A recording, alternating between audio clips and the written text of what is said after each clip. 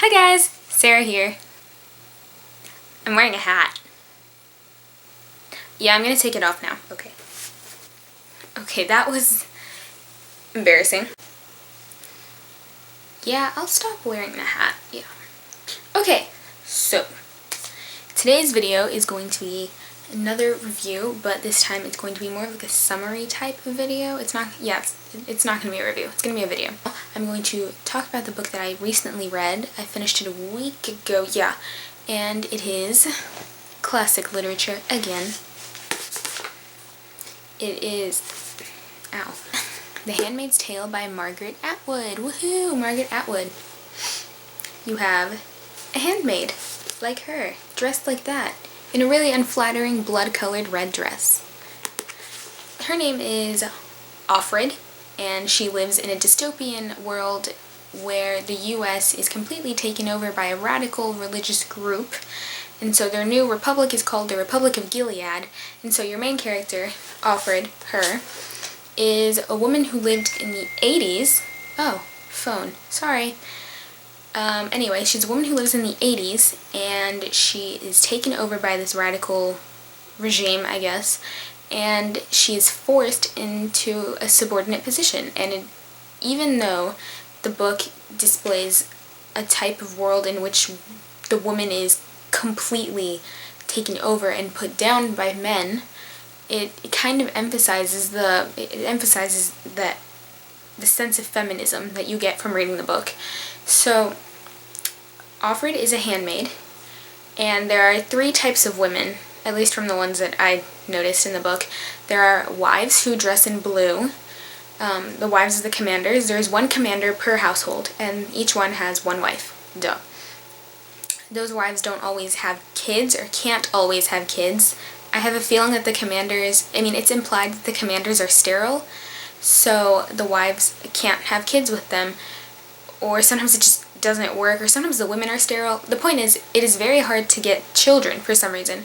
So the handmaids come in, and they're called handmaids, but they're really just like harlots. Sluts. Yeah, that's what they are. They just sleep with the commander, and they live in the same house as him and his wife, which already makes it really weird, because, you're a wife and you're living with this other woman who is, yeah. And you also have Marthas, who are women who dress in green, I believe, and they're just the maids of the house. They clean whatever you want, scullery maids.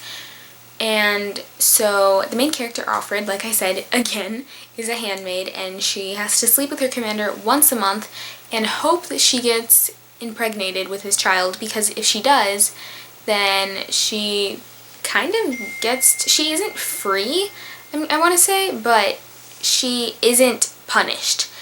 Whereas a handmaid who cannot have children, they send her to another household with another commander. And if it doesn't work there, they send her to a third one. And if it doesn't work there, well then she's screwed and she has to go to the colonies, which really sounds like death row, or like Margaret Atwood's form, kind of like a euphemism for a concentration camp for women. So Offred really has no choice. She has to have a kid, or she has to have a kid. It's kind of like that deal. Now, Offred is already having problems trying to have a child with the commander. It's not working out, and this is her second household, apparently. And throughout the novel, she just has flashbacks of life before the regime took over, and she notes how little details were starting to come into play, and how she noticed that the regime was starting to slowly take over the country in little steps. And she notices this, and she kind of just points it out to the reader, but she doesn't seem to really care anymore. At the beginning of the novel, she sounds really given up, really resigned on ever being free from the regime. And in the middle of the novel, the wife in her house, her name is Serena Joy, tells Offred that she could always try to get around the rule of being with the commander and, basically have sex with another random man in the community and have his child, and then pass it off as the commander's child, which would save her butt and save the commander's skin and pride, because a commander just can't tell people he's sterile. That's shameful, apparently. So we have that happening, and then we have just little moments in which the commander seems to try to be normal. He seems to act like someone who regrets the regime and doesn't even, he kind of has like a rebellious streak. He asks Offred to get to know her. He plays Scrabble with her, which is actually very sexual in the way that I think it's just kind of implied. And Offred just seems to go along with this because she can't not do what the commander says, because he could always just punish her and make up something, make up a reason for her to get in trouble and go to the colonies. Or she could not do as he says and maybe lose some fact of knowledge that she wants, because Offred really wants knowledge. She just wants to know why the regime did this. Why are women so, oppressed? Fun fact, the women in the book in this regime, are not allowed to read, write, they can't do anything except knit, and that's only wives who can knit. Yeah. Well, Offred is just kind of going along with this because she just wants to get as much information as she can, what is this regime about? Who started this? Why is it happening? Is there any way to stop it? As we go further in the novel, she she just straightforwardly tells us that she had a husband named Luke and a daughter who she never names. We never know what Offred's real name is because Offred is the name that she was given when the regime took over. And she meets another handmaid who actually kind of forms an alliance with her, and she's part of a rebellious group, this other handmaid. Her name is Off Glen, and she's from a rebellious group called Mayday, like Mayday in French. And that is a key word for them, and it's like a grapevine. Basically, they're trying to find a way it's a bunch of handmaids who are united against this Republic of Gilead.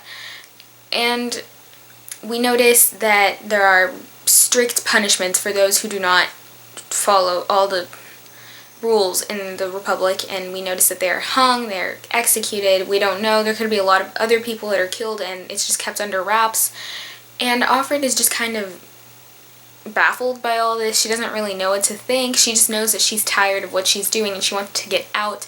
She considers suicide a few times, but she obviously never goes through with it.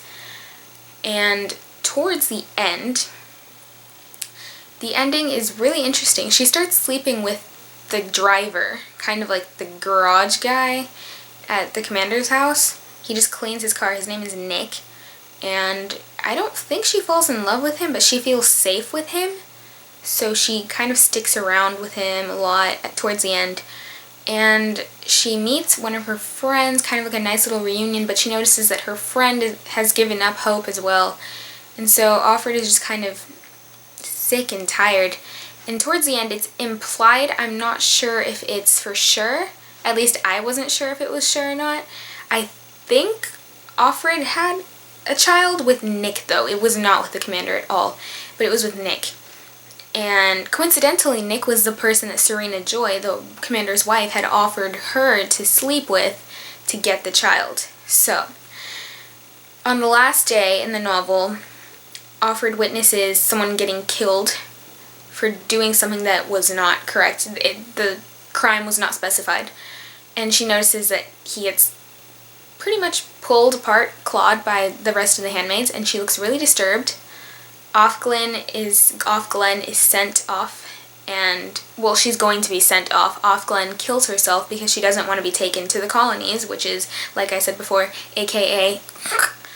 And so Offred just gets home, and she's so completely speechless. She's so confused. She doesn't even know what's happening. She just thinks this whole regime is weird, and she just wants to get out of it, but she also wants to die, and she's also just hopeless. But she doesn't know what to do. She's kind of like in a standstill with herself. And Mayday comes at the end. The van shows up at the end of the novel on the last 2 pages, and they tell her that they're Mayday. And Serena Joy thinks that it's some sort of betrayal. She thinks that, she thinks that Offred did something horrible. And the commander is really confused, and the commander's just like, oh my god, we got in trouble for hanging out outside of, the rules. And that's where it ends.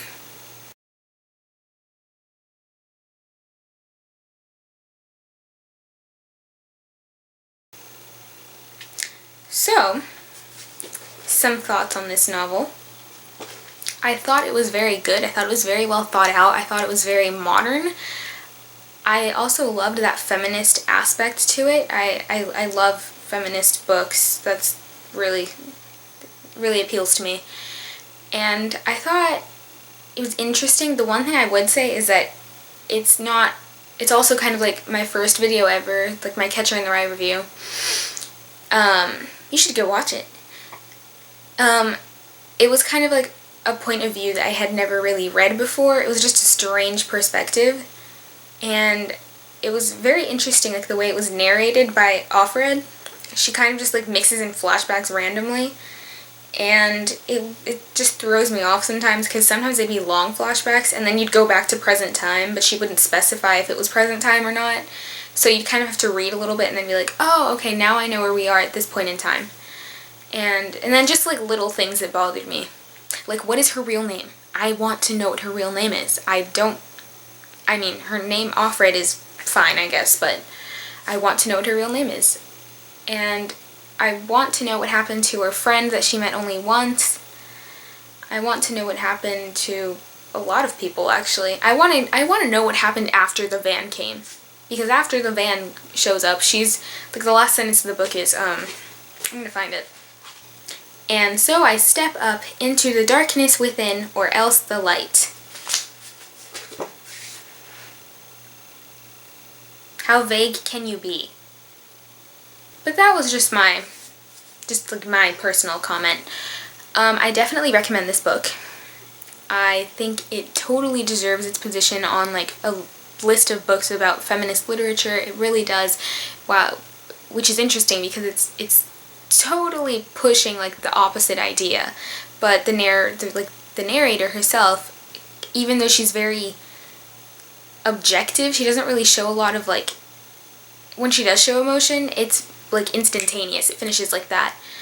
And so it really lets the reader take his own position on like what's happening. So I felt that it was just very feminist in that sense. That's how I personally took it. You could take it some other way.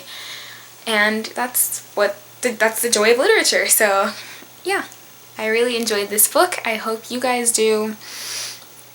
Oh, fun fact, there's actually a movie about it. It was made in like the 90s, or 1990, I think. It looks really creepy, but part of me really wants to see it, so I don't know if I do. I don't know if I will or not. I did it! I hope I made it in 5 minutes. Huh. I tried to make this look as short and concise as I could. I didn't want to ramble a lot. So, in short, I hope you liked this video. I hope you appreciated my efforts at deciphering the world of dystopian misogynism. That's probably not a word. I hope it's a word. I hope you liked it. Again, I need to stop repeating that. If you liked it, show me some love and like it, and make sure to subscribe. I would love it if you guys subscribed. And I mean, if you want to see more of my awkward mannerisms and weird faces, you're in the right place. So, yeah. Bye, guys.